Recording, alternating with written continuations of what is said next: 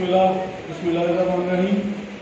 District bar association Sialkot में civil जजेस और कम्पिटिटिव एग्जाम और स्किल डेवलपमेंट प्रोग्राम फॉर लाइज के हवाले से जो हमने लेक्चर सीरीज का आगाज़ किया है, उस सिलसिले में आज CPC के जो लास्ट टॉपिक्स कुछ रह गए हैं, वो जो सेक्शन पोर्शन है उसको इंशाल्लाह आज हम इसको कंप्लीट कर देंगे। तो दूसरा, जैसे मैंने लास्ट लेक्चर भी आप रिस्पेक्टेड एस्पिरेंट्स को गुजारिश की थी कि ये एंडिंग फेज चल रहा है हमारा इंशाल्लाह इस प्रोजेक्ट का। तो जो टॉपिक्स रहेंगे वो इंशाल्लाह हम इसको कंक्लूड करके तो इंशाल्लाह इसको हम इस पर क्लोज कर देंगे इस प्रोजेक्ट को इंशाल्लाह होपफुली इन अपकमिंग 10 और 15 डेज बिटवीन। तो इस सिलसिले में रिस्पेक्टेड मुदस्सिर अमीर घुमर साहब को मैंने रिक्वेस्ट की थी, वो तशरीफ फरमा है। तो विदाउट वेस्टिंग एनी टाइम तो मैं रिक्वेस्ट करूंगा मुदस्सिर अमीर घुमर साहब से कि वो तशरीफ लाएँ और अपने लेक्चर का आगाज़ करें।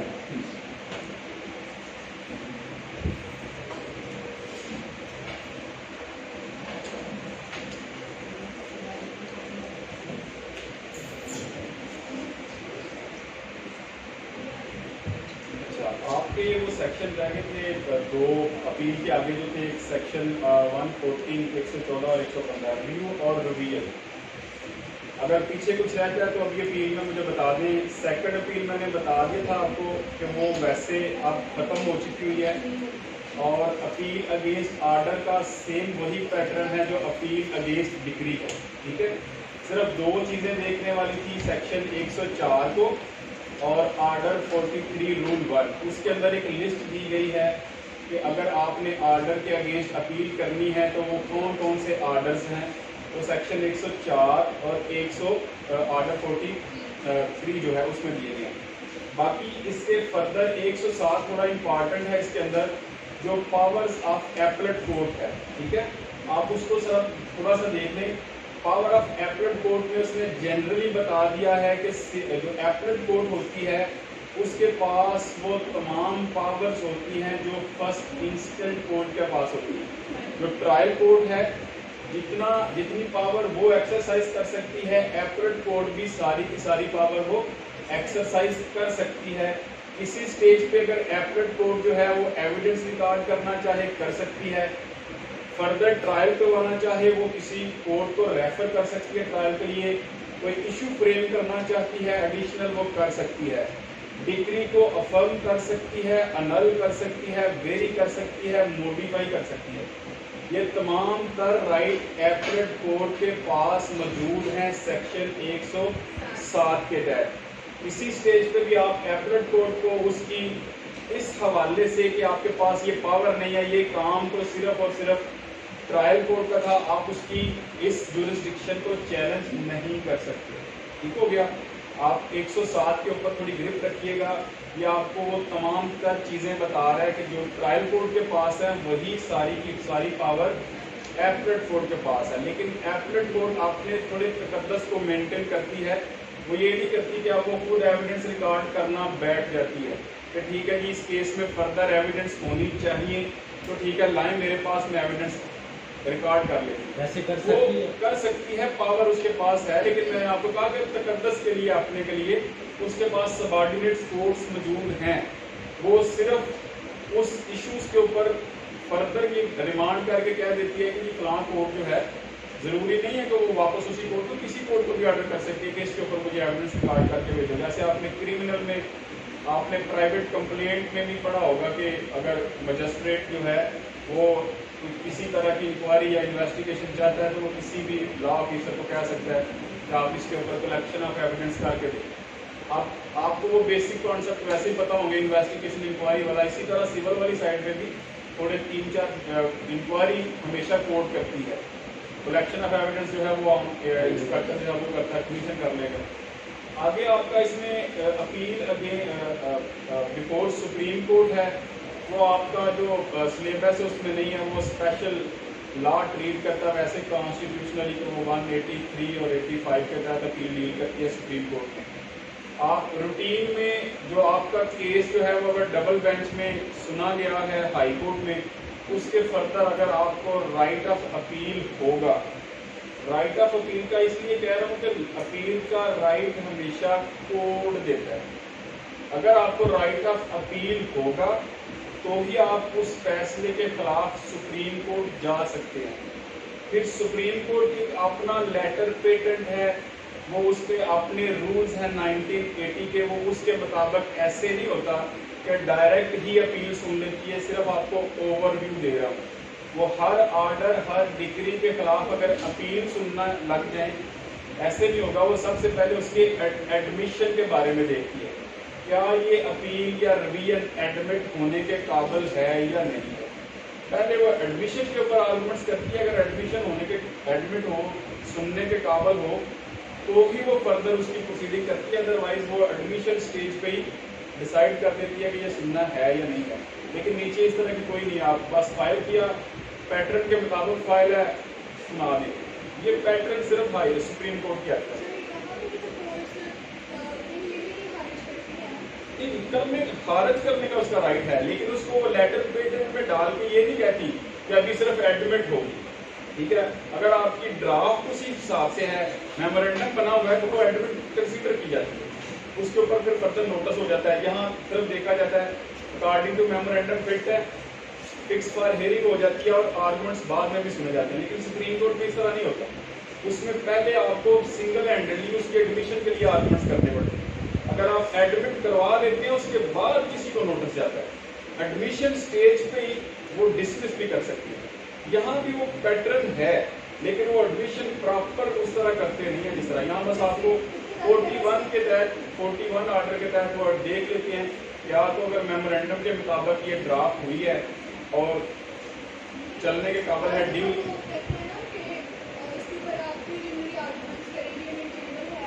वो कंपल्सरी नहीं है ना उस सेंस में, जिस तरह सुप्रीम कोर्ट में है।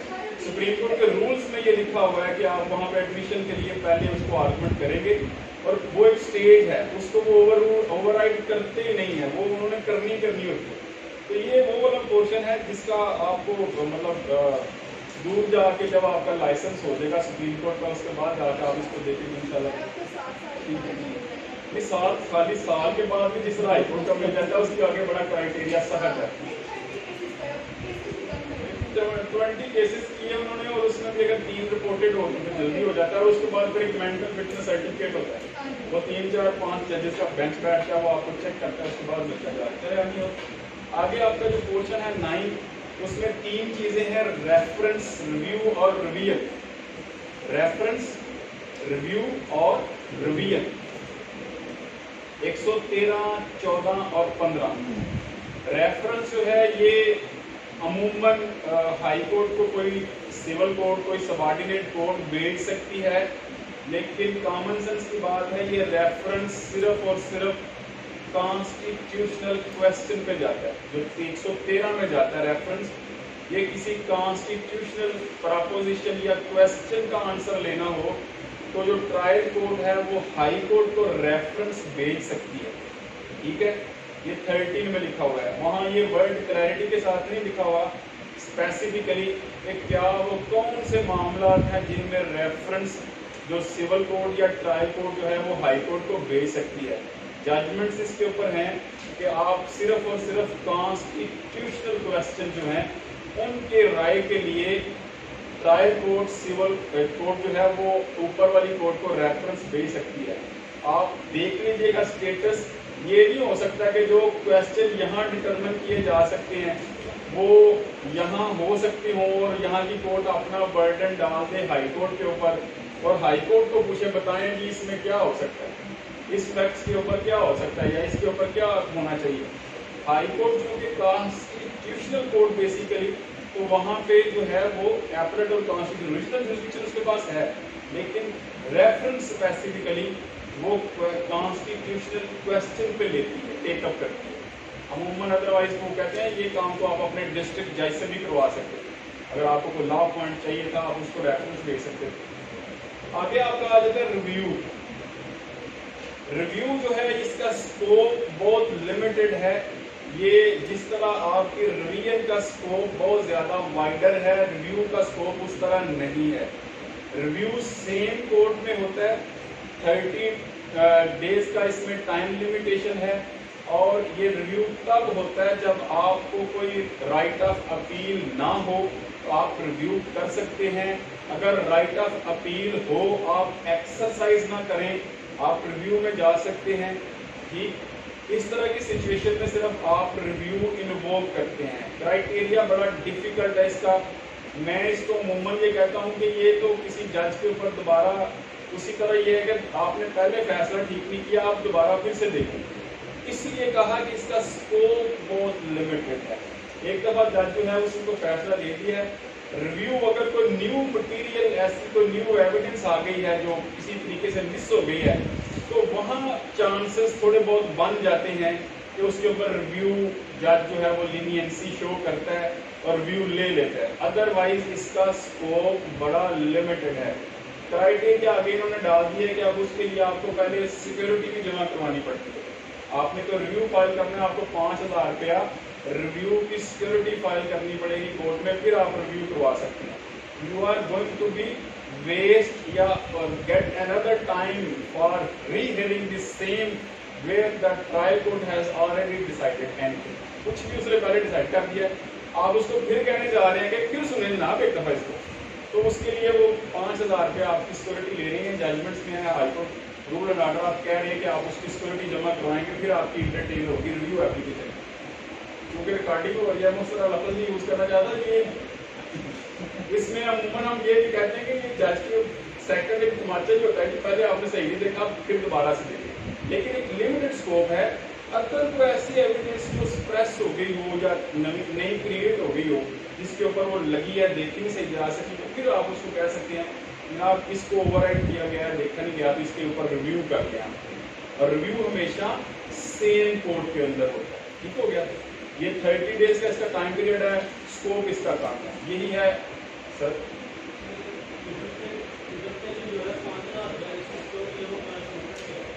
सर अभी मैंने मकसद बताया कि वो इसीलिए सिक्योरिटी जमा करवा रहे हैं कि आप बिला वजह टाइम कोर्ट का टाइम वेस्ट ना करें। ऑलरेडी कोर्ट ने पूरी डिटर्मिनेशन के साथ ही डिसीजन किया है।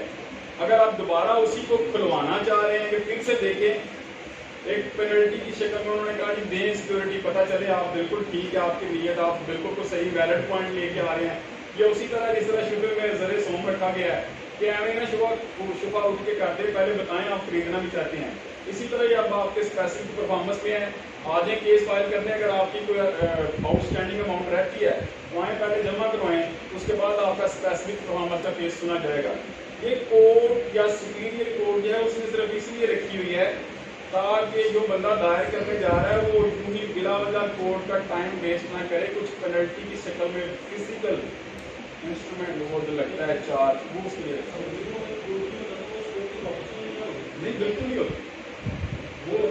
वो जब्त कर लो क्या, फिर भी नहीं वापस करते। वो पेनल्टी रख दी, आपको आपने फाइल करनी है तो इंटरटेन होगी। क्रिमिनल में होता है क्या आपने रेट पिटीशन की है 491 की, तो उसमें अगर सक्सेसफुल हो गया तो सिक्योरिटी वापस, और अगर सक्सेसफुल नहीं हुआ तो फिर वो रिटेन हो जाता है। सिक्योरिटी लफ्ज़ सिक्योरिटी यूज किया हुआ है, ये सिक्योरिटी पहले जमा करवाएं। सिक्योरिटी इसलिए टाइम कोड के टाइम की सिक्योरिटी। अच्छा आगे आपका आ गया रिवीजन।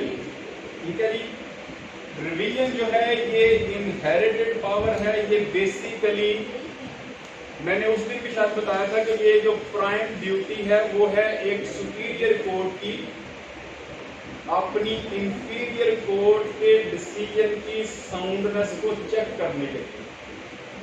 इनहेरेंट पावर जो प्राइमरी राइट था ये सिर्फ और सिर्फ राइट था हाई कोर्ट का। हाई कोर्ट अपने सबऑर्डिनेट कोर्ट के फैसले को किसी भी स्टेज पे चेक कर सकती है कि क्या इसने फैसला कानून के मुताबिक किया है या नहीं किया। तो जो वर्डिंग है रिवीजन की उसमें स्टार्ट भी यही से है कि हाई कोर्ट जो है वो अपनी सबऑर्डिनेट कोर्ट का रिकॉर्ड कॉल कर सकती है उसकी साउंडनेस चेक करने के लिए कि क्या ये फैसला या प्रोसीडिंग जो है अकॉर्डिंग टू लॉ चल रही है, ये डिसीजन अकॉर्डिंग टू लॉ है या नहीं है। तो ये प्राइम जो राइट है प्राइमरी वो है हाई कोर्ट का, और ये basically between two court matter है कि एक सुपीरियर कोर्ट अपनी सबऑर्डिनेट कोर्ट के रिकॉर्ड को बेसिकली चेक कर रही है इसलिए इसको वर्ड दिया गया इनहेरेंट पावर।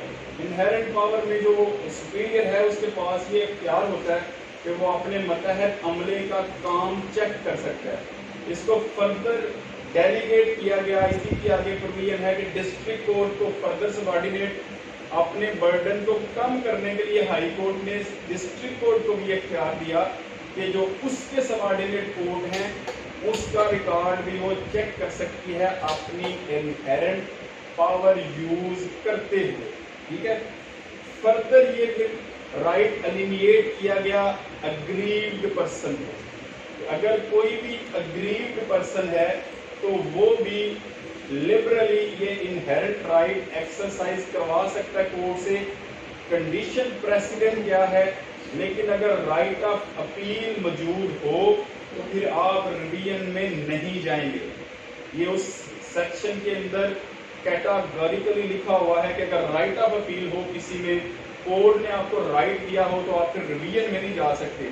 फिर अगर लॉ आपको कोडिफाइड तरीके से राइट ऑफ अपील दे रहा है तो फिर आपको रिवीजन में जाने की जरूरत नहीं है।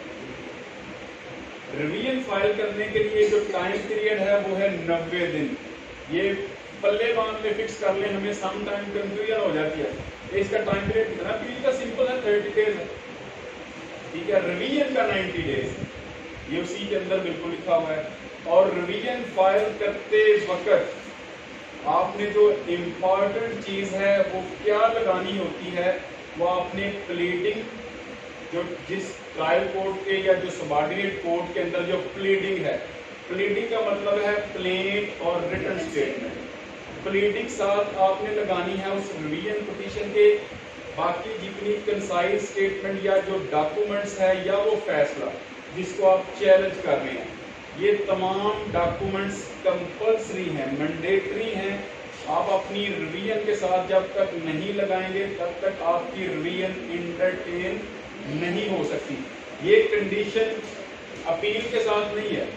ठीक है, अपील में अगर आप सिंपल अगर आप ऑर्डर भी लगा दें तो वो इंटरटेन हो सकती है, वहां कंपल्सरी नहीं है। ये कोर्ट खुद भी तलब कर लेती है रिकॉर्ड अगर बुलाना चाहे तो, लेकिन इसमें इसलिए साथ लगा दिया ताकि उसको अगर रिकॉर्ड ना भी बुलवाना पड़े तो ये कौन सी चीज़ है जहाँ पे आप इलीगैलिटी पॉइंट आउट करें। उसके लिए प्लीडिंग प्लस डॉक्यूमेंट्स और जजमेंट के ऑर्डर जिसको आप कॉल इन क्वेश्चन करने जा रहे हैं, वो सारी चीज़ें आपने अपनी रिवीजन के साथ अटैच करनी है।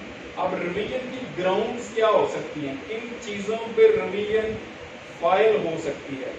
सबसे पहली ग्राउंड है कि अगर सबॉर्डिनेट कोर्ट के पास ज्यूरिसडिक्शन थी किसी केस को सुनने की और उसने एक्सरसाइज नहीं की, इख्तियार था उसको केस सुनने का, उसने सुना ही नहीं। आप उसके पास केस लेके गए हैं, उसके पास ज्यूरिसडिक्शन भी थी, उसने प्रिलिमिनरी उड़ा दिया है, मैं नहीं सुन सकती, मेरे पास इख्तियार ही नहीं है, तो आपके पास राइट ऑफ रिवीजन अप्रूव हो गया। सिंपल सी बात है। आप कोई प्लेंट लेके गए हैं, आपने कोई अपील फाइल पिटीशन फाइल की है, आपको पता है इसके पास ये इख्तियार है इसको सुनने का, इसके पास ज्यूरिसडिक्शन है, लेकिन उसने उसके बावजूद उसको इंटरटेन करने से इनकार कर दिया, तो आपका right of revision, right of नहीं मैं कह रहा, ये इनहेरिटेड है, डिस्क्रिशन है, फिर आप उसके अगेंस्ट रिवीजन कर सकते हैं। क्यों? कॉमन सेंस की बात है। अगर पॉइंट है ज्यूरिसडिक्शन की हद तक, तो फिर 115 आपको कहता है कि अगर किसी के पास इख्तियार था किसी केस को सुनने का और उसने उसको एक्सरसाइज नहीं किया, रिफ्यूज कर दिया आपको, तो आप उसके खिलाफ रिवीजन कर सकते हैं। और दूसरा इसके बिल्कुल एडवर्स है, इख्तियार पहले में इख्तियार था, सुना नहीं, अब इख्तियार नहीं है सुनने का और सुन लिया, तो भी आप jurisdiction does not rest but exercise, इख्तियार ही नहीं था केस सुनने का अदालत को, और अदालत ने केस सुना है, आप उसके खिलाफ अग्रीव्ड हैं कि जनाब आपको तो ये इख्तियार ही नहीं था केस सुनने का, तो आपने क्यों सुना है। और वो अगर कोर्ट सुनती है, उसके ऊपर कोई अप्रोप्रिएट ऑर्डर करती है, तो आप उसको चैलेंज कर सकते हैं इन फॉर्म ऑफ रिवीजन। ये दो, इनको रट्टा लगाने की जरूरत नहीं है, ये दो ग्राउंड जो हैं, इख्तियार था एक्सरसाइज नहीं किया, रिवीजन हो सकती है।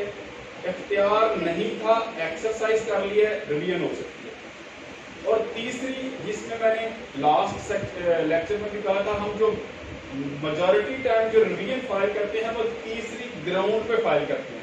पहली दो बहुत रेयर हमारे सामने आती हैं, जिसकी बुनियाद पे हमने उसको ग्राउंड बनाकर रिवीजन फाइल की हो। तीसरी है मटीरियल इरेगुलरिटी।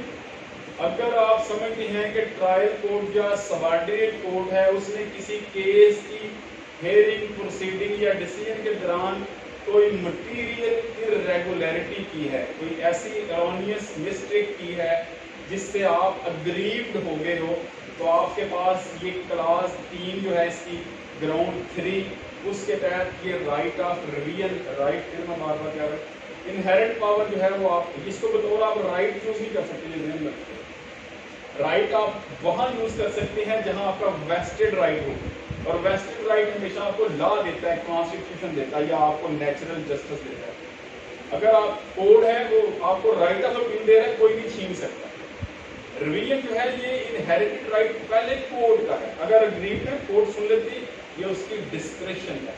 ठीक है, मैं बार बार चूंकि वर्ड राइट कह रहा हूँ, राइट कह रहा हूँ, लॉ इस तरह की नहीं करता, ये कोड का मैटर है। कोड देखती है, वो प्रीलिमिनरी में डिसमिस कर सकती है, लेकिन आप उसको आप वेस्टेड राइट की शक्ल में एक्सरसाइज नहीं कर सकते, वेस्टेड राइट की शक्ल में।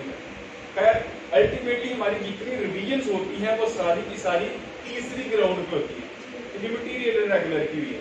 आप जब रिवीजन फाइल करते हैं तो आपको एपरेट कोड या रिवीजनल कोड जो है वो आपको यही पूछती है, बताएं क्या मटीरियल इरेगुलरिटी हुई है फैसले। तो फिर आपकी सारी ग्राउंड्स जो हैं वो उसी की बेस पे होंगी। इसी का उसी तरीके से मेमोरेंडम, वो अपील का पैटर्न, सारे का सारा आप उसी तरीके से फाइल करेंगे। और ये आपका सिर्फ रिवीजन था, इसमें चीज़ ये बड़ी वास्ट किस्म का इसका स्कोप है। अदालत के पास इख्तियार है, वो किसी पॉइंट को भी चेक कर सकती है। ठीक है, 90 डेज के अंदर आपने रिवीजन फाइल करनी होती है। ये प्रायोरिटी जो राइट है इसकी वो कोर्ट्स के दरमियान है। सुपीरियर कोर्ट जो है वो अपनी सबऑर्डिनेट कोर्ट का रिकॉर्ड चेक कर सकती है, टेस्ट कर सकती है कि क्या ये प्रोसीडिंग ठीक कर रहा है, फैसला सही दिया या नहीं दिया। उसके बाद ये डेलीगेट किया गया अग्रीव्ड पर्सन, तो वो भी यूज कर सकते हैं। ठीक है, ये आपके 3 टॉपिक 4 जो मेन थे इसमें, अपील का, रिव्यू का और रिवीजन का। इसकी हद तक अगर आपने कोई भी क्वेश्चन पूछना पूछे तो आगे मिसलेनियस का सेक्शन शुरू होने लगे हैं, जिसमें हाईकोर्ट रूल कमेटी और आगे आपकी जो छोटी छोटी पावर्स हैं जिनको हम अपनी प्रैक्टिकल लाइफ में अक्सर इग्नोर करते हैं, उस तरफ से किसी की तरफ देखते नहीं हैं। बड़ी इंपॉर्टेंट चीज़ें उसमें लिखी हैं प्रैक्टिकल पॉइंट ऑफ व्यू से। आगे आपका जो है वो पोर्शन शुरू हो जाता है हाईकोर्ट स्पेसिफिकली रूल्स रिलेटेड या सेक्शन या portion relating to high courts. 116 से लेके जो 20 तक चलता है वो हाई कोर्ट से रिलेटेड है। ठीक है, वो सारे काम हाई कोर्ट करती है, वो देख लीजिएगा। उसमें 2-3 चीज़ें हैं। ये रूल बनाने का इख्तियार जो है ये हाई कोर्ट को है। ये लेटर पेटेंट जो है वो सिर्फ और सिर्फ हाई कोर्ट खुद बना सकती है। आगे एक इम्पॉर्टेंट चीज़ सीख लें, ये जो फर्स्ट शेड्यूल है CPC का, फर्स्ट शेड्यूल पता किसको कहते हैं? No sir, first schedule of CPC। आपको सवाल आ जाए कि फर्स्ट शेड्यूल ऑफ CPC कौन सा है? ऑर्डर पोर्शन को फर्स्ट शेड्यूल कहते हैं। आप ऑर्डर पोर्शन निकालें अपनी CPC के पहले हेडिंग पहले लिखी है फर्स्ट शेड्यूल। अपेंडिक्स को शेड्यूल नहीं कहते, वो सिर्फ अपेंडिक्स अटैच है साथ शेड्यूल के साथ, शेड्यूल के साथ अटैच है। हाई सिर्फ इसका शेड्यूल एक है, सिंगल शेड्यूल है। वो ऑर्डर पोर्शन सिर्फ शेड्यूल है, शेड्यूल 1। उसके साथ आगे जितने परफॉर्मे दिए गए हैं, ऑर्डर ऐसे लिखना है, जजमेंट ऐसे लिखनी है, समन कैसे भेजना है, वो अपेंडेड है। वो annexure A B C D, appended A B C D वो आगे चलती है। वो शेड्यूल नहीं है, वो शेड्यूल का हिस्सा है। शेड्यूल सिर्फ और सिर्फ ऑर्डर पोर्शन को कहते हैं। और मैंने आपको स्टार्ट में ये कहा था कि आपने पार्ट्स लाजमी याद रखने हैं। अभी जो रिसेंटली 3 या 4 दिन पहले जो LLB के स्टूडेंट्स को CPC का पेपर आया है वो बड़ा इंटरेस्टिंग है। ठीक है, आपने शायद पता नहीं वो तो देखा, वो जनरल सवाल पूछ गया उसमें क्या आप बताएं समन टू पार्टीज कैसे सेंड होता है? आप ऑर्डर 5 पढ़े, समन टू डिपेंडेंट है, समन टू डिफेंडेंट ऑर्डर 5। जैसे ही सर्विस ऑफ समन देखा और डिफेंडेंट को समन सेंड करने के लिए सवाल लिखना शुरू कर दिया। मेरे कुछ स्टूडेंट थे, उन्होंने कॉल की सर वो 5 आया था, मैंने कहा 5 तो समन टू डिपेंडेंट है। आपको उसने जनरल सवाल पूछा service of summon to parties, parties तो प्लेंटिफ भी है डिफेंडेंट भी। आप बताएं प्लेंटिफ को कैसे बुलाना हो कोर्ट में, क्या करेंगे, उसको कैसे समन भेजेंगे? तो ये बड़ी मिस्टेक हम करते हैं। एक वर्ड ऐसा देख लिया, फटाफट सेक्शन ऑर्डर 5 पे पहुंच गया और क्वेश्चन पकड़ के लिख दिया, रिजल्ट आता बाद में पता नहीं क्यों उसमें सप्ली क्यों आ गया, फेल क्यों हो गया। इसी तरह मैंने आपको बताया था एक बीसी में सवाल आया था, mode of service of summon provided in CPC discuss करें। वो कितने मोड है सारे के सारे, वो अपील के अंदर अलहदा से समन जाता है, ऑर्डर 37 का अलहदा से जाता है, 16 समन टू विटनेसेस अलहदा है, डिफेंडेंट को अलहदा है, प्लेंटिफ को अलहदा। अगर वो ना आ रहा उसको कैसे तलब किया जा सकता है, उसकी प्रॉपर्टी अटैच की जा सकती है, उसके अरेस्ट वारंट इशू किए जा सकते हैं, ये सारा मिक्सर है। जब सवाल अटेम्प्ट करने जाएं पहले उसकी नेचर अंडरस्टैंड कर लें, ये पूछ कर है। सेकंड सवाल उसने पूछा कि ऑर्डर 39 इंजंक्शन जो है, ये सिर्फ आपके प्रैक्टिकल पॉइंट है, उसे ऐड कर रहा हूँ। 39 इंजंक्शन किन इंग्रेडिएंट की बेस पे ग्रांट होता है? तो वो ऑर्डर रूल 1 और रूल 2 लिखा है सारा, ये प्रॉपर्टी को बेस्ड होने के अप्रीहेंशन हो तब इंजंक्शन मिलता है, ये होता है वो। हम लोगों को तो पता चल गया, वो 3 थे। ये स्टूडेंट बड़ी मिस्टेक करते हैं। आप प्रामाणिक केस है आप ले सकते हैं, आपके पास बैलेंस ऑफ कन्वीनियंस है और इर्रिपेरेबल लॉस, ये 3 इंग्रेडिएंट है और तीनों में से कोई एक भी मिस हो इंजंक्शन ग्रांट नहीं होगा। ये तीनों को वर्ड यूज होता है फाइन का नन, स्ट्रिक्टो सेंसो, ये पूरे करने ही करने होते हैं। इसमें से अगर एक बैलेंस ऑफ कन्वीनियंस पे लैग कर दे तो आप एंटाइटल नहीं होते परमानेंट या टेम्पररी इंजंक्शन के जो ऑर्डर 39 के अंदर है। एनी हो आगे है आपकी रूल के बारे में। ये जो फैमिली लॉ है इसमें एक ही अपील है, इसकी अगर नेक्स्ट अपील तो नहीं है तो रिवीजन कर सकते हैं। सर राइट ही नहीं है। देखिए बात सुने, जहाँ पर अपील का राइट ना हो वहाँ रिवीजन का है। इनहेरेंट पावर जो है वो यूज करती है कोर्ट, ठीक है। अब स्पेशल लॉ है फैमिली लॉ, ठीक है। रिवीजन जो है वो कोर्ट इनहेरेंटली यूज करती है। बड़ी अच्छा सवाल किया, मैं मतलब अंडरस्टैंड करता हूँ इस चीज को। आपने देखा होगा कुछ चीजों में आप अपील का राइट नहीं तो नहीं अपील कर सकते, उसकी अल्टीमेटली क्या करते हैं, रिट जुरिसडिक्शन में चले जाते हैं जहाँ कोई राइट ना हो, उसमें रिवीजन है आप कर सकते।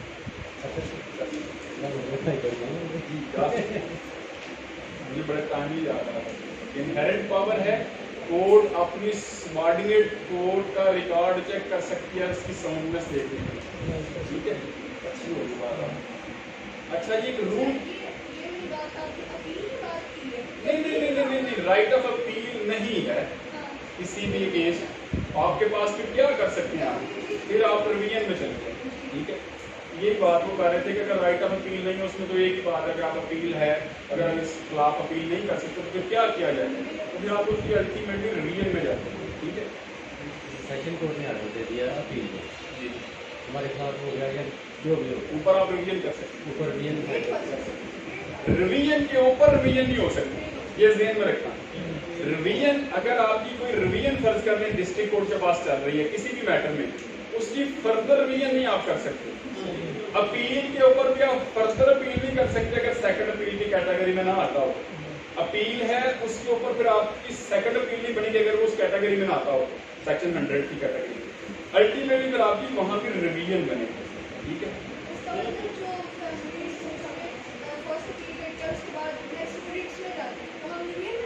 रिट्स में तो हम वहां पे एक्सरसाइज करते हैं जहां कोई और रेमेडी मौजूद ना हो। रिट्स का कॉन्सेप्ट बड़ा क्लियर रखना। रिट में अगर रिट आपकी बड़ी अर्ली डिसमिस हो जाती है अगर आपको कोई नीचे रेमेडी में अवेलेबल हो, ठीक है। अगर आपको रिवीजन अवेलेबल नहीं है, ठीक है, तो फिर अगर हाईकोर्ट कहती है मैं इसमें रिवीजन में इंटरफेरेंस नहीं करती, ठीक, तो फिर अल्टीमेटली अगर रिवीजन भी मौजूद ना हो तो फिर आप रिट में चले जाते हैं।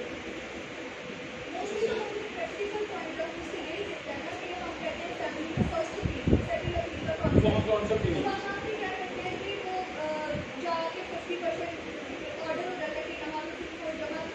फैमिली लॉ को आप इतना ना जोड़े, फैमिली लॉ का कोई क्राइटेरिया नहीं है। वो कहते हैं family law according to justice उसको चलाएं, उसको आपको सीपीसी फॉलो करने की जरूरत नहीं है, कोई hard and fast rule follow करने की जरूरत नहीं है। आप कोई भी सीरियस एप्लीकेशन दे दें, अगर वो जज समझता है कि इसको इंटरटेन करना है, कर लेता, नहीं करना, उसके लिए कोई सख्त hard and fast rule determine किए नहीं गया। वो तो स्पीडी एक्सपेडिशियस कंक्लूजन की तरफ पहुंचने के लिए उसको ओपन छोड़ा गया हुआ, ठीक है। इसलिए उसके ऊपर बड़े रिस्ट्रिक्शन भी लगाई गई हुई है कि आप इसको लिंगर ऑन नहीं करेंगे, आप इसके ऊपर अपील के ऊपर अपील नहीं करेंगे, सेकंड अपील में नहीं जाएंगे। अगर आपको कोई रेमेडी नहीं है तो फिर सवाए आप रिट के, आप जैसे इंटरम मेंटेनेंस का ऑर्डर हो जाता है तो कोई ना आप रिव्यू कर सकते हैं, ना आप रिवीजन कर सकते हैं, ना आप अपील कर सकते हैं, आपको डायरेक्ट रिट में जाना पड़ता है। आए हमारे पास, फिर वो देख लेते हैं क्या सिचुएशन है। बात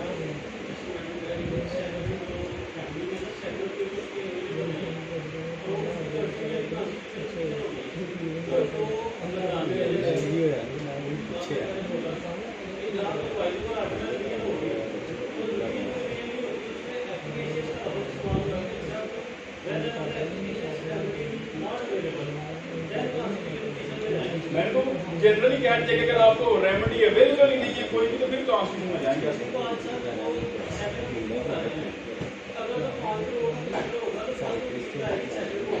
वो सिविल की बात, वो अलग बात है ना, वो तो हमें उसकी कैटेगरी जो उसने डिटरमिन की है सिविल कोड ऑर्डिनेंस 1962 ने, उसकी तरफ तो हम गए ही नहीं ना उस सेंस में। वो तो सेकंड अपील में था कि अगर फर्ज करें ट्रायल कोर्ट के पास चल रहा है 5 करोड़ से ऊपर की मलियत का केस है तो फिर आपकी डिस्ट्रिक्ट कोर्ट में अपील नहीं जाएगी, वो तो आपकी डायरेक्ट हाई कोर्ट में जाएगी। ये कोई लोगों को कैसे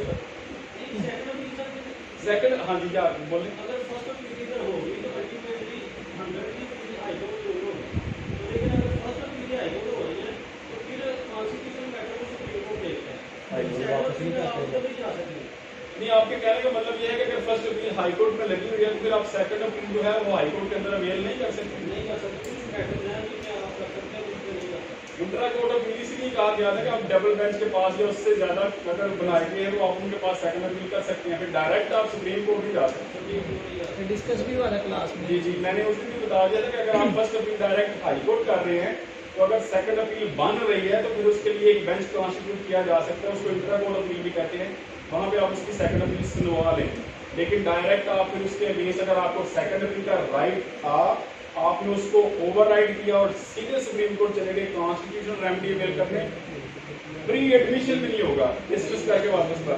अच्छा जी सुन ले, रूल कमेटी क्या होती है। रूल कमेटी सेक्शन 122 सीपीसी के तहत कॉन्स्टिट्यूट होती है। ये पोर्शन हम प्रैक्टिकल लाइफ में भी कम पढ़ते हैं, जब हम स्टूडेंट ऑफ लॉ थे पेपर देने के लिए उस वक्त भी हम इसको इग्नोर करते थे। ये जो फर्स्ट शेड्यूल के अंदर जो रूल्स हैं, वो जो रूल बनाती है उसको कहते हैं हम रूल कमेटी। वो कमेटी कॉन्स्टिट्यूट होती है सेक्शन 122 सीपीसी के तहत, और ये कंसर्न हाई कोर्ट जो होती है, हमारे 4 हाई कोर्ट्स हैं, 5वें को हम पता नहीं सारा ऐड करते हैं अभी कहीं, जो बल्तिस्तान की है उसको हमने थोड़ा इंडिपेंडेंट रखा हुआ है। हर हाई कोर्ट जो है उसका अपना फर्स्ट शेड्यूल है, उसके अपने रूल्स हैं। वो हर हाई कोर्ट, फर्स्ट करें हम पंजाब की बात करते हैं तो जो लाहौर हाई कोर्ट है उसने अगर रूल्स के अंदर अमेंडमेंट करनी है तो वो सेक्शन 122 के तहत एक रूल कमेटी कॉन्स्टिट्यूट करती है जिसके अंदर 6 लोग होते हैं।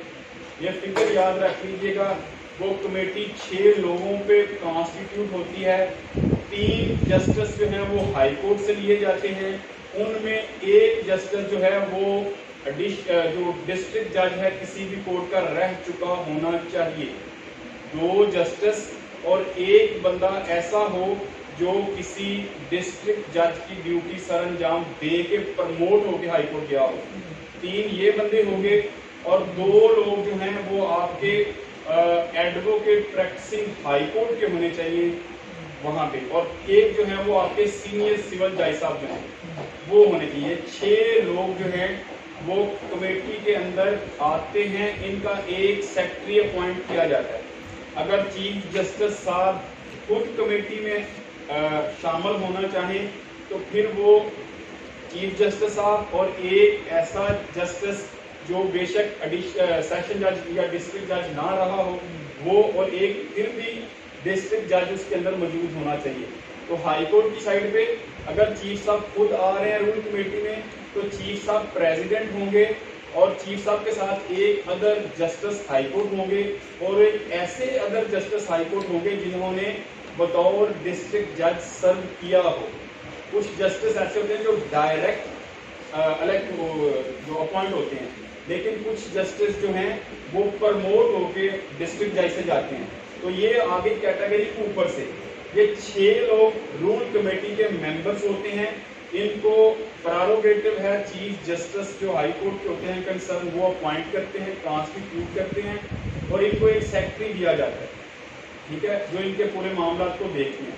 वो सेक्रेटरी जो है उसकी रिम्यूनरेशन जो है वो प्रोविंशियल गवर्नमेंट अलग से पे करती है, ठीक है। और ये कमेटी जो है ये रूल बनाती है जो आपके सीपीसी के अंदर ऑर्डर पोर्शन है, इसके अंदर जो रूल्स मेंशन हैं उनको मॉडिफाई करना, वेरी करना, एडिशन करना किसी किस्म की उसकी। ये अभी जो लेटेस्ट सीपीसी अमेंड होके आ रही है वो जो ऑर्डर पोर्शन आ रहा है वो इसी सेंस पे इसी रूल कमेटी ने काम किया, जिसमें आपको पता चला होगा कि अब जो समन के लिए आपको वो बताया जा रहा है कि आप उसका SMS सर्विस शुरू की जाएगी या जो तमीम के निंदा जाएगा वो उसकी सेल्फी लेके आएगा। ये सारे के सारा जो अमेंडमेंट लेके आई जा रही है ये रूल कमेटी का प्रेरोगेटिव है और उसी 100 सेक्शन 22 के तहत उसको कॉन्स्टिट्यूट किया जाता है। 6 लोग इसके अंदर शामिल होते हैं और जब वो बना लेते हैं ये रूल्स जो with the assent of concern high court वो तरमीम करते हैं, उसमें रूल बनाने के बाद उसको प्रोविंशियल गवर्नमेंट की असेंट के लिए भेजा जाता है। अगर प्रोविंशियल गवर्नमेंट उन रूल्स को रेटिफाई कर दे, उसकी तस्दीक कर दे, तो फिर उसको पब्लिश किया जाता है ऑफिशियल गजट में और उसकी इन्फोर्समेंट आफ्टर पब्लिकेशन होती है। ये पोर्शन आपका जो है सेक्शन 121 से लेके 130 तक चलता है, जिसका मैंने आपको क्रक्स बता दिया कि ये जो फर्स्ट शेड्यूल अटैच है सीपीसी के साथ, जिसको हम ऑर्डर पोर्शन कहते हैं, इसको तरमीम करने का इख्तियार लेजिस्लेटिव बॉडी को भी है। ये जो कमेटी है ये सेक्शन पोर्शन को बिल्कुल अनल, मॉडिफाई या वेरी नहीं कर सकती। सेक्शन पोर्शन सब्सटेंटिव लॉ है, उसमें जब भी तरमीम करनी होगी लेजिस्लेटिव करेगी, मुकन्ना करेगी, वो कमेटी का इख्तियार नहीं है। और ऑर्डर पोर्शन के अंदर ये कमेटी तरमीम कर सकती है, लेकिन यहाँ कुछ रिस्ट्रिक्शंस हैं। ये कमेटी कोई भी ऐसा रूल नहीं बनाएगी जो कंट्राडिक्ट कर रहा हो सेक्शन पोर्शन कोड को। बेसिकली ये जो वर्ड कोड यूज हुआ था ये सेक्शन पोर्शन के लिए यूज हुआ था, लेकिन इसके साथ रूल्स को बाद में इंक्लूड कर दिया गया कि ये रूल्स जो है ये भी part and parcel of code है। ये जो कमेटी होगी कोई ऐसा रूल नहीं बनाएगी जो कंट्राडिक्ट करती होगी सेक्शन पोर्शन को या उसकी इंटेंट ऑफ लेजिस्लेचर को। और अगर कोई ऐसा रूल बन जाए जो हाई कोर्ट की कमेटी रूल कमेटी ने बनाया हो और वो किसी सेक्शन के साथ कंट्राडिक्ट करता हो तो लेजिस्लेटिव जो है वो उसको अनल कर सकती है। ये मुकन्ना के पास प्रेरोगेटिव मौजूद है कॉन्स्टिट्यूशनल, ठीक हो गया। ये वाला पोर्शन जो है वो सिर्फ शेड्यूल 1 के अंदर तरमीम की हद तक है, इसको सिर्फ स्केच में रखिए। कभी अगर आपको पता चले ये 122 सेक्शन के तहत कॉन्स्टिट्यूट होती है और इसकी पावर्स जो हैं वो आपको बता दूं 128 सेक्शन के अंदर मेंशन्ड है कि कौन कौन सी ये तब्दीली रूल्स के अंदर कर सकती है। मैंने लास्ट में भी बताया था कि पूरे सीपीसी के अंदर कंसोलिडेशन ढूंढने से भी मिलती 128 सेक्शन है, उसके अंदर वर्ड्स कंसोलिडेशन लिखा है कि कंसोलिडेशन से रिलेटेड केस को कंसोलिडेट करवाना हो तो ये रूल कमेटी उसके ऊपर भी रूल्स बना सकती है। और इन्हीं रूल्स की बेस के ऊपर हाई कोर्ट के पास एक और राइट होता है जिसको हम letter patent of high court कहते हैं। उसको कॉन्स्टिट्यूशनल ये राइट है जब वो एस्टेब्लिश हुई थी कि वो अपने काम अपने बिजनेस को सुपरवाइज करने के लिए high court rules and order के नाम से एक आपने पोर्शन या बुक सुनी होगी, वो अपनी पूरे सिस्टम को चलाने के लिए इस जुडिशरी के निज़ाम को चलाने के लिए उन्होंने एक अपना लेटर पेटेंट दिया जिसको हम high court rules and order कहते हैं, वो अलग से, ठीक है। वो भी कमेटी ही सारा कुछ बनाती है। और ये वाला पोर्शन जो है ये रूल कमेटी स्पेसिफिकली बनाती है। आगे आपका मेरा 132 जो बड़ा इंपॉर्टेंट था जिसमें एग्जेम्पशन ऑफ वुमेन्स की अपीयरेंस है, वो मेरा सर राना मिसला साहब ने बड़े कैटेगरिकली इनको वो बता दिया और जहाँ तक मुझे इन्फॉर्मेशन है। अगर नहीं 132 पे एग्जेम्पशन ऑफ वुमेन्स, ऐसी वुमेन्स जो कस्टमरी तौर पे बाहर पब्लिक प्लेस पे नहीं आती, उनको आप कंपेल नहीं कर सकते। वो रिपीट कर दे एक दफा ऐड हो जाएगा। हाँ जी, तो ये सेक्शन 132 जो है ये एग्जेम्पशन शुरू हो गई आपकी 138 39 तक सिर्फ एग्जेम्पशंस हैं। ये वाला आप अगर सीरीज ये लाइन अपने जहन में रखें तो आप कल को कोई कोर्ट में आके कहे ना मुझे नोटिफाई किया गया है कि कोर्ट मुझे पर्सनली तलब नहीं कर सकती, तो उसको बताना पड़ेगा कि मैं किस कैटेगरी में एग्जेम्प्ट हुआ हूँ। जैसे मैंने आपको स्टार्ट में बताया था, सम टाइम डीसीओस को भी एग्जेम्पशन मिल जाती है कि इनको इन पर्सन कोर्ट में कॉल नहीं किया जाता, लेकिन उसके लिए पहले प्रोविंशियल गवर्नमेंट हाई कोर्ट को ये लिस्ट भेजेगी कि आपने मेरे इन ऑफिशियल्स को इन पर्सन कोर्ट में तलब नहीं करना। वो लिस्ट हाई कोर्ट में जाएगी, हाई कोर्ट उसको अपने ऑफिशियल गजट में पब्लिश करेगी और वो अपनी सबऑर्डिनेट कोर्ट को सर्कुलेट कर देगी कि ये लोग, इनको आप किसी भी सिविल लिटिगेशन में, सिविल केसेस में इन पर्सन कॉल नहीं कर सकते, ये एग्जेम्प्टेड हैं। इसी तरह जो पर्दानशीन लेडी होती है जिसको हम कस्टमरी तौर पे कहते हैं कि उसको हम पब्लिक प्लेस पे तलब नहीं कर सकते, बड़ा हार्ड फास्ट क्राइटेरिया है इस्टेब्लिश करने के लिए कि क्या ये पर्दानशीन है या नहीं है, उसके लिए एक अलग से प्रोसीजर इंक्वायरी है। लेकिन अगर वो पब्लिक प्लेस पे अपीयरेंस नहीं होती तो सेक्शन 132 उसको एग्जेम्प्ट करता है कि आप उसको कंपेल नहीं कर सकते कोर्ट के सामने अपीयरेंस होने के लिए। तो ये अपीयरेंस वाला पोर्शन जो है इसमें ऑफिशियल्स जितने भी होंगे या कोई ऐसे पब्लिक सर्वेंट जो हैं उनकी लिस्ट गवर्नमेंट तैयार करती है, ठीक है, और उनकी लिस्ट हाई कोर्ट के पास चली जाती है, जो सर्कुलेट हो जाती है। ये वाला पोर्शन था। आगे दो इसमें चीजें हैं बड़ी इंपॉर्टेंट। एक इसमें सेक्शन आता है 142 है, इसमें पोस्टेज, ठीक है। ये जो पोस्टेज के ऊपर हम एक्सपेंडिचर देते हैं, चलवाने के ऊपर जो हम 2 रुपए के टिकट लगाते हैं या वो चलवाना हम एक्सपेंडिचर है, वो भी सेक्शन पोर्शन में है कि आपको किसी को सर्विस के लिए जो चार्जेस हैं, पोस्टेज के चार्जेस जो हैं वो हमने पे करने हैं, ठीक है। दरबाना जो है वो जो बंदा तलब करवा रहा है वो पे करेगा। ये पोस्टेज का सब्सटेंटिव लॉ मौजूद है कि आपने किसी को सर्विस करने के लिए बुलाना है, उसके ऊपर जितना एक्सपेंडिचर आएगा वो आपने खुद पे करना है। और इसी के अंदर, इसी पोर्शन के अंदर ये लिखा हुआ है कि कोई भी ऑर्डर या कोई भी नोटिस ओरल नहीं होगा। ऑर्डर जो है वो भी वो होगा जो रिटन फॉर्म में कोर्ट की तरफ से इशू होगा। आपको कोई जज ओरली कह दे कि जनाब आपका केस डिक्री है तो नहीं एक्सेप्टेबल जब तक वो रिटन फॉर्म में ना हो। नोटिस भी जब भी किसी को देना है नोटिस, उसको नोटिस खाली आपने प्रैक्टिकल लाइफ में देखा होगा, कोर्ट से एक नुमाइंदा आ जाता है, कहता है वकील साहब आपको कोर्ट की तरफ से नोटिस है, कोर्ट में पेश हो। आप कह सकते हैं रिटन नोटिस लेके, आपको कर्टसी या कॉपरेशन की बेस पे उठ के चले जा सकते हैं कि कोर्ट की कॉपरेशन के लिए, लेकिन आप पाबंद नहीं है इस चीज के। आपको अगर रिटन नोटिस कोर्ट की तरफ से आए बतौर काउंसिल कि आप फलां केस में काउंसिल हैं, आपको कोर्ट तलब कर रही है, तो फिर उसका तरीकाकार बेस्ट यही है कि आपको रिटन नोटिस इशू किया जाए कि आपकी अभी अपीयरेंस चाहिए, पर्सनल अपीयरेंस या फलां टाइम पे फलां डेट पे आप अपीयर हो। लिहाजा कोई भी नोटिस जो रिटन नहीं है, कोई भी ऐसा समन जो रिटन नहीं है या कोई भी ऐसा ऑर्डर जो रिटन नहीं है वो एक्सेप्टेबल नहीं होता। उसके ऊपर आप नहीं कह सकते कि ये कोर्ट ने ऑर्डर पास किया था। आगे इंपॉर्टेंट चीज इसमें सेक्शन 144 रेस्टिट्यूशन ऑफ प्रॉपर्टी।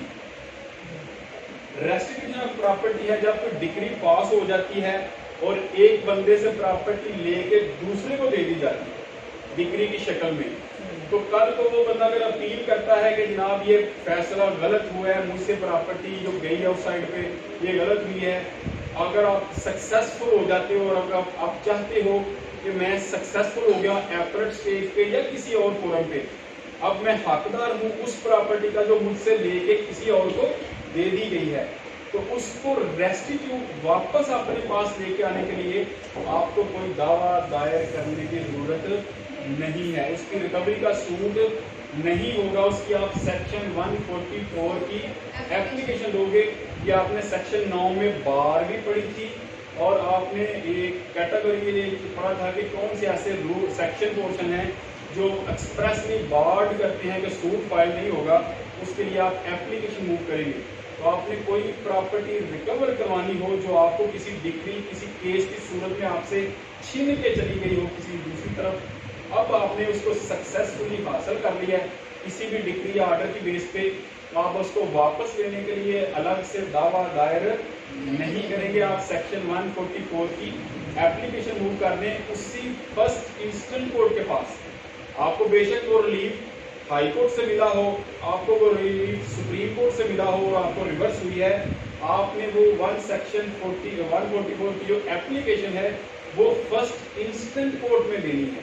आप ऊपर जाकर उसी कोर्ट को नहीं देंगे सर। जब पार्सल यूनिट की सूरत में रेसिपी नहीं आएगी, जब थोड़ा सा modified होता है। हाँ, मतलब आप कुछ भी मिला आपको, आप उसको वापस लेके आना चाह रहे हो तो आपके पास रेमेडी सिर्फ 144 की है। आगे दो चीजें इसमें और इम्पॉर्टेंट है, एक सेक्शन 148 और 149, ठीक है। इसमें इनलार्जमेंट ऑफ टाइम है 148, बड़ा टेक्निकल सा पॉइंट है इसके अंदर, इनलार्जमेंट ऑफ टाइम। एक आपने लिमिटेशन एक्ट पढ़ा सीपीसी के साथ जब आप स्टूडेंट ऑफ लॉ थे, अभी भी आप स्टूडेंट ऑफ लॉ ही हैं, टिल डेथ बंदा स्टूडेंट ऑफ लॉ ही रहता है। अब जब आप इनलार्जमेंट करवाना चाहते हैं किसी भी टाइम की, एक आपको इनलार्जमेंट मिलती है, इनलार्जमेंट तो आप उसको भी कंडोन हम वर्ड यूज करते हैं लिमिटेशन एक्ट में सेक्शन 5 में, ठीक है। लेकिन ये जो सेक्शन 148 है ये इनलार्जमेंट ऑफ टाइम उस टाइम की इनलार्जमेंट है जो कोड के अंदर प्रोवाइड किया गया है। इस सीपीसी के अंदर कोई ऐसा टाइम पीरियड फिक्स किया गया है किसी भी काम को करने के लिए, और अगर वो उस टाइम पीरियड के अंदर वो काम नहीं कर सके, आप उसका टाइम पीरियड बढ़ाना चाहते हैं, तो आप 148 की एप्लीकेशन देके उसका टाइम पीरियड इनहेंस करवा सकते हैं। मिसाल दे देता हूँ, आपको रिटर्न रिप्लाई जो है वो फाइल करने के लिए 30 डेज का टाइम है ऑर्डर 8 रूल 1 के तहत। अगर आपने 30 डेज के अंदर वो रिटर्न रिप्लाई नहीं दिया तो कोर्ट आपको खुद 148 के तहत 10 दिन 15 दिन की डेट और दे देती है फाइल करने। वो इनलार्जमेंट कर रही होती है बेसिकली, इनलार्जमेंट उस चीज की जो कोड के अंदर प्रोवाइड की थी। किसी लिमिटेशन एक्ट के अंदर से 148 की इनलार्जमेंट नहीं हो सकती, ठीक है। ये इनलार्जमेंट सिर्फ स्पेसिफिकली उस टाइम पीरियड की है जो कोड ने खुद प्रोवाइड किया होगा है। और ये इनलार्जमेंट के बाद जब आपको एक रीजनेबल इनलार्जमेंट एक दफा या 2 दफा दे दी जाए तो फिर उसके ऊपर बार है, फर्दर इनलार्जमेंट नहीं दी जाती। और 149 जो है वो है deficiency of court fees. Deficiency हो किसी भी कोर्ट फीस में तो इसकी पनिशमेंट किसी भी ऐसे शख्स को एप्लीकेंट को नहीं दी जाती, उसको भी एक रीजनेबल टाइम दिया जाता है वो अपनी डेफिशिएंसी को पूरा करने के लिए। अगर आपने प्रॉपरली केस के साथ वो required court fees attach affix नहीं की तो आपको उस बुनियाद पे 711 में आपका केस उठाया नहीं जाता, आपको एक रीजनेबल टाइम दिया जाता है ताकि आप उसकी डेफिशिएंसी को पूरा कर लें, ठीक है। और ये जो सब्सटेंटिव लॉ है वो खुद कोर्ट को ये अथॉरिटी दे रहा है कि आप डेफिशिएंसी को थोड़ा सा इनहेंस कर सकते हैं, उसकी कमी पूरी करवाने के लिए आप उसका टाइम पीरियड किसी को दे सकते हैं ताकि वो कर ले। अगर उस गिवन टाइम पीरियड में वो नहीं करता डेफिशिएंसी को पूरा, फिर 711 में वो कोर्ट उसको डिसमिस कर देती है। आगे 151 है जो 150 जो है ये बिजनेस है, ये मैंने इसके पहले पढ़ा दिया हुआ है। जब हमने पढ़ा था ट्रांसफर ऑफ केसेस उस वक्त मैंने आपको बताया था कि सेक्शन 150 जो है ये पूरे कोर्ट का ट्रांसफर करना हो बिजनेस, तो 150 सेक्शन के तहत एक कोर्ट का सारा बिजनेस किसी दूसरी कोर्ट को ट्रांसफर हो सकता है, उसके लिए 150 यूज होता है। और 151 है इनहेरेंट पावर। इनहेरेंट पावर ये उसी तरह जिस तरह अभी आपको रिवीजन मैंने सारी बताई है कि ये जो इनहेरेंट पावर है ये तब एक्सरसाइज होती है जब कोड के अंदर कोई रेमेडी अवेलेबल ना हो। अगर कोड के अंदर कोई ऐसी प्रोविजन मौजूद है जो हेल्प कर रही है केस के एडमिनिस्ट्रेशन ऑफ जस्टिस को, तो आपने वो रेमेडी उस प्रोविजन से हासिल करनी है। आपने 151 को इन्वोक नहीं करना। 151 को ना लिमिटाइज किया जा सकता है। अगर जज अपनी इनहेरेंट पावर यूज करना चाहे तो उसको कोई ऐसा कोड लिमिटाइज भी नहीं करता, लेकिन तकद्दस के लिए अगर 151 उस सूरत में सिर्फ दी गई है ताकि कोई ऐसी प्रोविजन मौजूद ना हो जो मामले के हल के लिए इस्तेमाल की जा सकती हो, ताकि एडमिनिस्ट्रेशन ऑफ जस्टिस किया जाए, स्टॉप किया जाए अब्यूज प्रोसेस ऑफ लॉ को, तब ये 151 रख दी गई कि इंसाफ के आगे कोई ऐसी रुकावट ना आ जाए कि कोई प्रोविजन नहीं मिल रही, इंसाफ तक पहुंचा भी नहीं जा सकता, तो अदालत जो है वो 151 को यूज कर दे और एडमिनिस्ट्रेशन ऑफ जस्टिस कर दे। लेकिन साथ बता रहा हूँ आपको कि 151 बड़े कॉशियस तरीके से यूज होती है अगर कोड के अंदर कोई रेमेडी मौजूद हो। मसलन अगर अमेंडमेंट करवानी है आपने प्लेन, तो आप 617 की दरखास्त दे दें। आप खाली ये दरखास्त दे दें कि 151 617 लिखें ही ना और 151 की एप्लीकेशन मूव कर दें कि जनाब दरखास्त अमेंड करवा लें, तो आपकी एप्लीकेशन टर्न डाउन हो जाएगी कि आपने 151 को क्यों इन्वोक किया है। ठीक है, जबकि आपको 617 में तो आपको ये नहीं कि आपकी रेमेडी आपसे छीन ली जाएगी, आपकी वो टर्न डाउन कर दी जाएगी कि अगर हम इसको इस तरह फ्रीली यूज करना शुरू हो गए तो फिर तो लॉ को हम वायलेट कर रहे हैं खुद, जो ऑलरेडी प्रोविजन मौजूद है। तो जैसा साहब आपको कह सकते हैं कि आप 151 की एप्लीकेशन ना दें, आप 617 की एप्लीकेशन मूव कर लें, हम उसमें अमेंडमेंट कर देंगे। तो ये 151 इनहेरेंट पावर है, ये जजेस के पास होती है। कोर्ट के अंदर अगर उनको एडमिनिस्ट्रेशन ऑफ जस्टिस तक पहुंचने के लिए किसी प्रोविजन का सहारा नहीं मिल रहा तो वो अपनी इनहेरेंट पावर को यूज करते हुए डिस्पेंसेशन ऑफ जस्टिस कर सकते हैं। ठीक हो गया। और ये इसी अभी थोड़े 3-4 दिन पहले इसके ऊपर क्वेश्चन भी आ गया है, टेरिटोरियल जुरिस्डिक्शन बताएं, ये इनहेरेंट पावर क्या होती है वो बताएं, और 2-3 इस तरह अपने लॉ स्टूडेंट्स को भी क्वेश्चन है। आगे 2 सेक्शन आपके सिर्फ रह गए, सेक्शन पोर्शन आपका खत्म है। एक सेक्शन 152 है, अगर जजमेंट ऑर्डर और डिक्री के अंदर कोई क्लैरिकल मिस्टेक है, कोई अरिथमेटिकल मिस्टेक्स है, तो आप उसको करेक्ट करवाने के लिए अलहदा से सूट फाइल नहीं करेंगे, आप उनको 152 की एप्लीकेशन देके उस डिक्री या ऑर्डर जजमेंट के अंदर जो भी क्लैरिकल मिस्टेक है आप उसको करेक्ट करवा सकते हैं।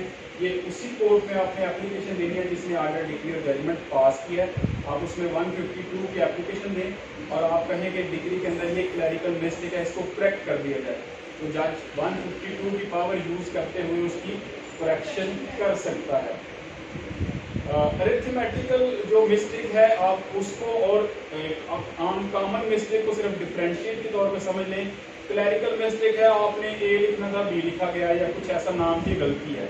अरिथमेटिकल मिस्टेक्स हैं कैलकुलेशन के लिहाज से, ये मॉनिटरी आपने अमाउंट लिखी थी 1 लाख रुपया लेकिन वो जनाब वो 10 लाख लिखी गई है, तो ये अरिथमेटिकल मिस्टेक है, आप इसको क्लैरिकल मिस्टेक नहीं कह सकते।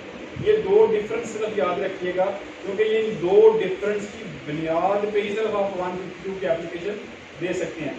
और तीसरा जो आगे सेक्शन है 153 लास्ट, वो है आपकी प्रोसीडिंग के अंदर अगर कोई मिस्टेक है, कोई इरेगुलरिटी है प्रोसीडिंग्स के अंदर, ये कोर्ट की आजकल आपको बड़ी इजीली अंडरस्टैंड हो जाता है।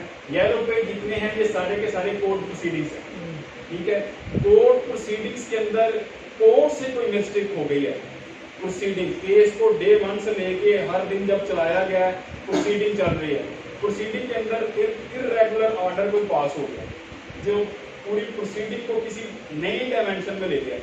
अब आप चलते हैं जनाब, पीछे तो तलबी चल रही थी, आपने जवाब कैसे ले लिया है, ये हुआ। अब आपको पता चला है प्रोसीडिंग में इरेगुलरिटी आ रही है, तो आप प्रोसीडिंग की इरेगुलरिटी को क्योर करवाने के लिए, करेक्ट करवाने के लिए 153 को यूज कर सकते हैं।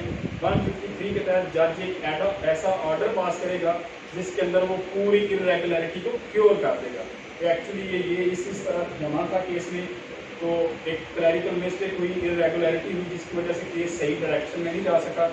एक 153 को यूज करते हुए उस प्रोसीडिंग को क्योर किया जा सकता है। आगे जो आपके सेक्शन हैं वो सारे ऑलमोस्ट रिपील हैं। सेक्शन पोर्शन आपका कंप्लीट है। इसके अंदर अगर आपने कोई किसी किस्म का क्वेश्चन पूछना हो तो मैं हाजिर हूँ, ठीक है। आप 5 मिनट 10 मिनट चाय पिए, साथ क्वेश्चन पूछ सकते हैं, लेकिन आपको 5 मिनट में चाय पीने के बाद सब इजाजत है मैं पूरा सेक्शन 1 से लेके 153 तक 5 मिनट में पूरी सीपीसी रिवाइज कर दूँगा। सेक्शन 1 क्या है, 9 क्या है, 10 क्या है, 11 क्या है, 12 क्या है, 13 क्या है, 14 क्या है। आपकी इजाज़त से मुझे उम्मीद नहीं है, मुझे यकीन है कि जो मेरे माशाल्लाह लर्नड स्टूडेंट्स बैठे हैं ना, आई बिलीव कि एक भी सवाल आपसे नहीं पूछेंगे। मैंने एक क्वेश्चन पूछना है। एक सिविलाइजेशन का केस है, डेक्लरेटरी ना सूट है, उस पर कोई लॉ मौजूद नहीं है, तो उसको सिविल कोर्ट एंटरटेन कर सकती है? सर सेक्शन 9 एक जनरल पावर दे रहा है आपको, ठीक है। आपको पता चले मेरे पास एक केस आ गया है, अगर वो एक्सप्रेसली इम्प्लाइडली बार नहीं है तो अल्टीमेट जुरिसडिक्शन सिविल कोर्ट की है, ठीक है। आपके पास केस आ गया है, आपको पता नहीं चल रहा है ये कहाँ दायर करना है। अगर आप देखें कि कोई बार नहीं है सिविल कोर्ट के ऊपर, कोर्ट के अंदर बार बताई गई हुई है कि बार कौन सी है, ठीक है। सेक्शन 10 की, 11 की, 12(2) की, 12(1) की बार है, 100 सेक्शन 47 की, 144 की बार है। अगर ये बार इम्प्लाइडली या एक्सप्रेसली हिट नहीं कर रही उस प्रपोजिशन को, उस सूट को, आप सिविल कोर्ट के पास जा सकते हैं। सिविल कोर्ट आपको तो अल्टीमेट पावर, उस टाइटल है सेक्शन 9 का, ultimate power of jurisdiction. Civil court के पास तो इस तरह की पावर्स हैं तो आपका हर तरह का केस सुन सकती है। बस वो देखती है क्या कहीं मैं बार तो नहीं, बार कौन लगाता है, स्पेशल लॉ। अगर आपका केस ही फैमिली नेचर का है तो वो सिविल कोर्ट नहीं सुन सकती। अगर आपका केस ही लेबर लॉ का रिलेटेड है तो वो लेबर कोर्ट सुनेगी। तो उस पर तो एक स्टैचूट आ गई है ना, वो चीज़ें लिखी। 3 चीज़ें मैंने आपको बताई थी। वकील के लिए सबसे ज़रूरी यही होता है कि वो 3 चीज़ें सीख ले, उसके बाद उसको कोई इशू नहीं है। What is law, how to find the law, how to implement the law. आपको तीनों आंसर इसी में से मिल जाए। दुला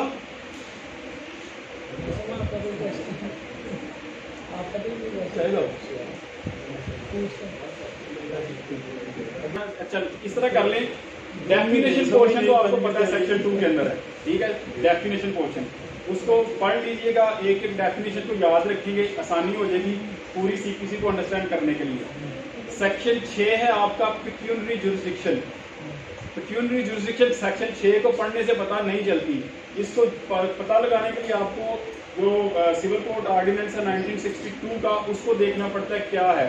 आजकल अब बता दूं आपको 1 मिलियन, 5 मिलियन और अनलिमिटेड। थर्ड सिविल जज थर्ड क्लास के पास 10 लाख मलियत के केस सुने जा सकते हैं। 5 मिलियन का मतलब है 50 लाख। जो सेकंड क्लास है वो 50 लाख तक के केस सुन सकता है और फर्स्ट क्लास अनलिमिटेड सुन सकता है। और ये कैटेगरी याद रखिएगा, 1 मिलियन, 5 मिलियन और 5 बिलियन। वो जो 5 करोड़ वाली बात है वो ये है कि अगर आपका केस फर्स्ट क्लास जो है उसने 5 करोड़ या 5 करोड़ से ज़्यादा मलियत का केस सुन रहा है वो, क्योंकि फर्स्ट क्लास के पास तो अनलिमिटेड पावर है। अगर वो ऐसा केस सुन रहा है तो आपने उसके खिलाफ अपील करनी है तो डायरेक्ट हाई कोर्ट जाएगी, डिस्ट्रिक्ट कोर्ट के पास आपने नहीं जाना, बार है, बैन है। 6 क्लियर हो गया। आगे आपका 7 और 8 स्मॉल क्लासेस का डिसमिस है, वो रिपील है वैसे। 9 है ultimate power of jurisdiction of civil court. अभी बता दिया है हर तरह का सिविल केस सिविल कोर्ट में फाइल हो सकता है अनटिल अनलेस एक्सप्रेसली और इम्प्लाइडली बार आपने याद करनी है कौन कौन सी होती हैं, वो आपको डिटेल से बता दी गई है। एक्सप्रेस बार होती हैं, इम्प्लाइड बार होती हैं, कंडीशनल बार होती हैं या अदर बार्स हैं जो दूसरे लॉ में।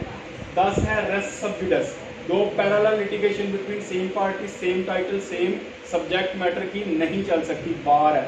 11 है रेस जुडिकाटा, एक केस फाइनली डिसाइड हो गया हो, रीओपन नहीं हो सकता, दोबारा उन्हीं पार्टीज के दरमियान उन्हीं सब्जेक्ट मैटर पे उन्हीं इश्यूज के ऊपर और उसी टाइटल पे दोबारा रीओपन नहीं होगा। 12(1) है सीपीसी के अंदर कुछ ऐसे रूल्स हैं जो प्लेंटिफ को प्रीक्लूड करते हैं दोबारा सूट फाइल करने से। वो सिर्फ रूल्स 4 हैं, 2-2, 9-9 और 22-9 और 23-1, ये रूल्स हैं जो बार करते हैं। इसके अलावा कोई रूल ऐसा नहीं है जो प्लेंटिफ को बार करता हो। और 12-2 है, तीन चीज़ों की बुनियाद पे चैलेंज की जा सकती हैं। डिक्री, ऑर्डर और जजमेंट आप समझते हैं गलत है, नहीं सही, इसको आप चैलेंज करना चाहते हैं। तीन चीज़ों की बुनियाद पे चैलेंज हो सकती हैं। अगर डिक्री, ऑर्डर और जजमेंट ऐसा आया है, वो अगर फ्रॉड, मिसरिप्रेजेंटेशन और वांट ऑफ जुरिस्डिक्शन की बुनियाद पे है, तो आप उसको 12-2 की एप्लीकेशन देके चैलेंज कर सकते हैं।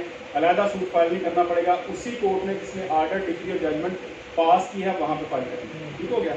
13 और 14 था फॉरेन जजमेंट से रिलेटेड, प्रिजम्पशन अटैच है फॉरेन जजमेंट को, सर्टिफाइड कॉपी आ जाए आपने समझना बिल्कुल करेक्ट है। 6 चीज़ें ऐसी हैं जो उसको विशिएट करती हैं। 6 चीज़ें गिनवाऊंगा नहीं, याद तो है मुझे, टाइम वेस्ट होगा। ठीक है, बस देख लें, इंटरनेशनल लॉ के अगेंस्ट है, आपके कानून के अगेंस्ट है, नेचुरल जस्टिस के अगेंस्ट है, मेरिट पे नहीं है, तो आप उसको मैनेज कर सकते हैं। आगे आपका आ गया 15, हर सिविल केस लोएस्ट ग्रेड से फाइल करें, डायरेक्ट उसको सुप्रीम कोर्ट या हाई कोर्ट के अंदर ना लेके जाएं, उनके पास ओरिजिनल जुरिस्डिक्शन है। 16 से लेके 17 तक आपकी टेरिटोरियल जुरिस्डिक्शन है, जहां भी आपकी प्रॉपर्टी होगी आपने उसी कोर्ट में फाइल करना है। 19 और 20 सब्जेक्ट मैटर जुरिस्डिक्शन है, जहां डिफेंडेंट रिजाइड करता है आपने वहां पे सूट फाइल करना है। 21 ऑब्जेक्शन हैं, 21 में अगर आपने ऑब्जेक्शन करना है जुरिस्डिक्शन के ऊपर, आपने पेक्यूनरी करना है, टेरिटोरियल करना है, सब्जेक्ट मैटर आप सेक्शन 21 आपको कहता है as early as possible objection raise कर लो। 22 से 24 तक आपका ट्रांसफर ऑफ केसेज है।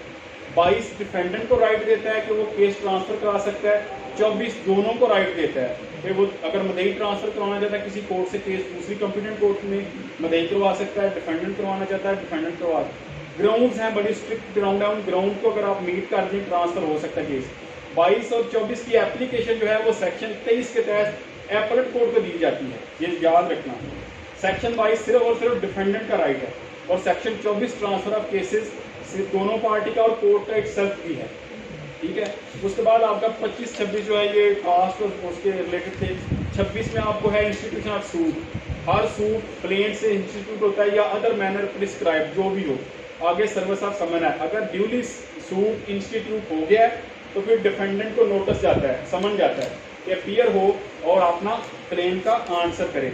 आगे प्रोसेस बताया था आपको बड़ी डिटेल से, अगर दूसरे सूबे में भेजना आपने सर्विस तो आप उसी की कोर्ट में भेजें, वो आपको सर्व करवा के वापस रिपोर्ट करेगा। 30 के अंदर था आपका, अगर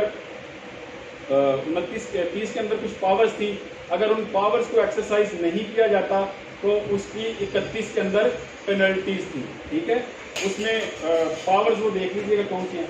आगे 33 और 34 इंटरेस्ट से रिलेटेड थे, क्या आपने मनी डिग्री का कोई सूट फाइल किया, आपने इंटरेस्ट भी उसके साथ लेना है, तो प्रिवेलिंग रेट जो स्टेट बैंक है उसके मुताबिक वो इंटरेस्ट मिल सकता है आपको। 35 और 35A कास्ट, दो तरह की कास्ट होती हैं, एक होती है क्या, एक कंपनसेटरी होती है और दूसरी एक्चुअल कास्ट होती है। एक्चुअल कास्ट वो होती है जो केस के ऊपर खर्चा आता है, वो आपको केस के हासिल करने के लिए जो सक्सेसफुल पार्टी होती है उसको मिलता है लूजिंग पार्टी से। और कंपनसेटरी कास्ट है अगर किसी भी पार्टी ने, दोनों में से किसी ने भी कोई फॉल्स वेक्सेशियस लिटिगेशन की है तो एक्चुअल के साथ एडिशन के तौर पे कंपनसेटरी आती है। ठीक हो गया। आगे वाला पोर्शन जो था एग्जीक्यूशन पोर्शन था, जिसको हमने स्किप किया 36 से लेकर 74 तक, वो हम उसको जब हम ऑर्डर पोर्शन पढ़ेंगे 21 उसके साथ अटैच करेंगे। तो आगे आपकी इंसिडेंटल प्रोसीडिंग थी, तीसरा पार्ट इंसिडेंटल प्रोसीडिंग, सेक्शन 75 से लेकर 78 तक आपने कमीशन इशू करवाना और 4 चीज़ें याद रखिएगा। कमीशन इशू करवाने के लिए आप कमीशन जारी करवा सकते हैं इन्वेस्टिगेशन ऑफ लैंड के लिए, पार्टीशन के लिए, रेंडिशन ऑफ अकाउंट हिसाब किताब करना हो या किसी विटनेस को एग्जामिन करना हो। कोई इसके अलावा क्राइटेरिया नहीं है कमीशन इशू करवाने का। अगर आप कोर्ट से कमीशन करवाना चाहते हैं 75 के ये 4 चीज़ें देखें, इसमें कमीशन इशू हो सकता है। लेटर ऑफ रिक्वेस्ट भी इशू होता है लेकिन दूसरी स्टेट को, वहाँ पे आपने कमीशन नहीं भेजना, लेटर ऑफ रिक्वेस्ट होगा। आगे आपके जो 79 और 70 से लेके आगे 3-4 सेक्शन थे वो थे suit by or against government. Government को सूट फाइल करना है तो आपने सूबाई हुकूमत को करना है तो सूबाई हुकूमत के टाइटल से, फेडरल को करना है तो वफाकी हुकूमत के टाइटल से। नोटिस सेक्रेटरी को जाएंगे दोनों सेंस में, रेलवे का सिर्फ GM को जाएगा। ठीक हो गया। नोटिस इशू करना इसमें कंपल्सरी नहीं है, गवर्नमेंट को सू करना चाहते हैं आप उसको नोटिस दें, 2 महीने का नोटिस होता है। अगर आप नोटिस नहीं देते सूट फाइल कर देते हैं डायरेक्ट, फिर आपको कल को कास्ट नहीं मिलेगी। गवर्नमेंट को जवाबदावा देने के लिए 90 दिन दिए जाते हैं। उस सूरत में अगर आपने नोटिस सेंड नहीं किया, अगर नोटिस आप कर देते तो फिर उन्हीं के लिए भी 30 डेज थे। ठीक हो गया। आगे छोटे से 3-4 सेक्शन थे जिसमें कंडीशनल बार है कि जितने भी एम्बेसडर हैं, एनवाइज हैं, अगर उन्होंने सूट फाइल करना है तो पहले वो फेडरल गवर्नमेंट से परमिशन लेंगे फिर सूट फाइल करेंगे। और ऐसी तरह एनिमीज थे आपके और फ्रेंड एलियन एनिमीज थे, उन्होंने भी अगर सूट फाइल करना है परमिशन लेंगे। एलियन फ्रेंड्स के लिए लिस्ट है, उनको इतनी ज़रूरत नहीं है सूट फाइल करने की। आगे आपकी स्पेशल प्रोसीडिंग शुरू हो जाती हैं, आप अल्टरनेटिव डिस्प्यूट रेजोल्यूशन करवा सकते हैं। ठीक है, with the consent of parties आप एडीआर के पास मामला ले जाएं, वो आपका सॉर्ट आउट कर सकता है। इंटरप्लेटेड सूट था, सादे से लफ्जों में एक बंदा जिसने कोई क्लेम, कोई डेट वापस करना है और वहाँ आगे क्लेमेंट ज़्यादा है, बंदा फौत हो चुका है जिसको आपने वापस करना है। अब आप उसके घर पैसे लेके गए हैं, वो आगे से लड़ रहे हैं, उसके वारसान के जनाब ये मुझे दें।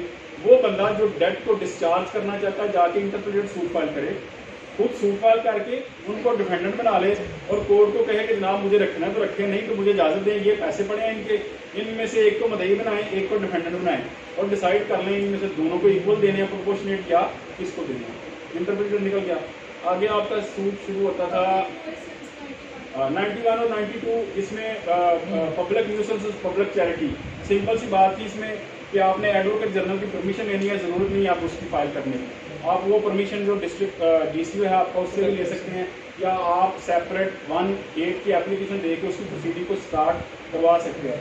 आगे सप्लीमेंट्री प्रोसीडिंग्स थी। सप्लीमेंट्री प्रोसीडिंग में आप केस की प्रोसीडिंग के दौरान अगर आपको लगता है कि इंसाफ का कत्ल हो रहा है और किसी चीज़ को आपने अरेस्ट करवाना, रोकना, स्टे लेना, तो आप 94 की सप्लीमेंट्री प्रोविजन यूज़ कर सकते हैं। आगे अपील है, अपील अभी मैंने फ्रेश कल आपको पढ़ाया है, उसको रिवाइज करने की जरूरत नहीं है। Thank you so much. Thank you sir.